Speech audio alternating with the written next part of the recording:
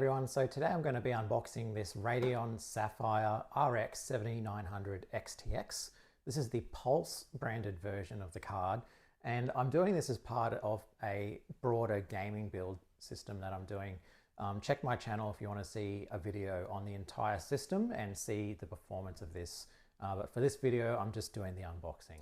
So this is the first AMD or Radeon card that I've owned since the X800 XT, which I bought in, I think, 2004. Aside from that, I've had a Radeon or an AMD branded mobile GPU in a laptop, but I've not had an actual dedicated AMD graphics card or ATI graphics card, apart from that one all the way back in 2004. So it's kind of exciting for me to get a AMD/ATI card again, a Radeon card. I'm really keen to see how this one performs. I picked it up for Australian $1,450, which is a really good price point for this card, considering it is the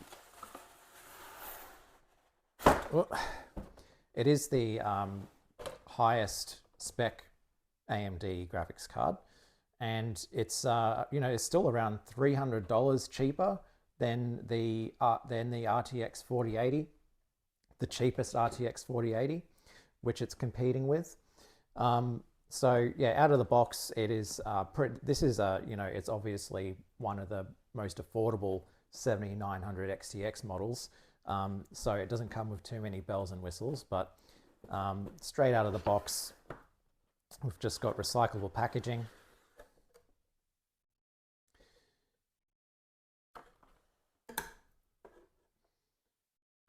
Now, depending what graphics card you're coming from, you might think this is quite a big card, but I have to say, compared to the RTX 4080, which it competes with, this is small. So if you're building in a smaller case, this might be the choice for you. And there's the card. So it's a 3-fan setup. Bit of a weird observation, but I notice these cards have a different smell to NVIDIA cards, or maybe just different to Gigabyte, which I'm used to buying out of the box anyway. So we have a HDMI, 2 HDMIs and 2 display ports. There's no USB-C, so it's only those 2 options. It is DisplayPort, I think it's 2. It's not 1.4, it's the next one up. I think it's DisplayPort. I think it's called DisplayPort 2.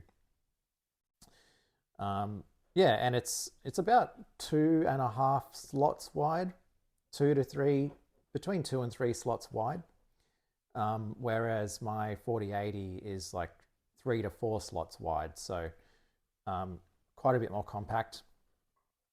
Really, really nice materials.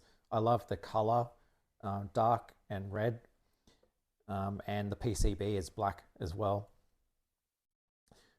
You've got some rating stickers around the outside, which depending how you install the card, well, either way you probably won't see. If you're doing it vertically, they're going to be hidden, and if you're doing it horizontally, you also won't see them, so that's fine. Keeping it horizontal, you'll see a nice steel sapphire plaque there, which is a very nice touch, especially on the most kind of budget XTX, although we're talking about a budget card, but it is still a lot of money. It says Radeon over here. There's no lights on this one, I don't think. No RGB, no light up parts, but it does have a really nice metal backplate. It says Pulse Radeon. And on the rear, we just have some vents and exhaust, nothing special there. The power ports on this one are right here. There's 3 of them. 3 8-pin power inputs. So no need for the any of the dongle adapters like the NVIDIA cards, or a PWR cable. you can just use your standard cables. And I actually have red and black sleeved cables ready to go, so that matches my color theme quite well. Aside from the card, there is a support bracket, which the larger GPUs come with now. I've never installed one of those before. My 4080 is vertically mounted, so I didn't have to. So that'll be something new for me to try. But it's Sapphire branded. Again, nice black metal material, so seems very high quality. And that's pretty much it.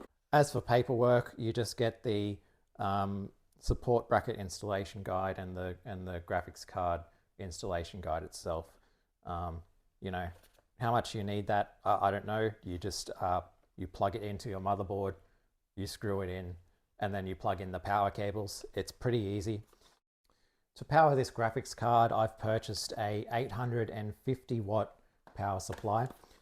This is a Gigabyte RGB, Thermaltake RGB Tough Power Grand Series.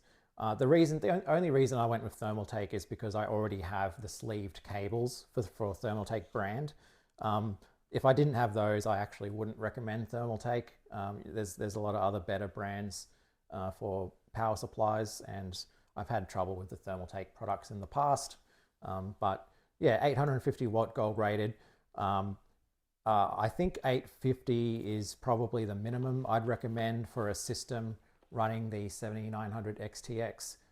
You might get away with 750 watt, but you know, I've had slightly underpowered graphics cards in the past, and you do get the occasional you know, power outage or power down of your system if you're gaming, and especially when you're overclocking. So that's it for the Sapphire Pulse RX 7900 XTX.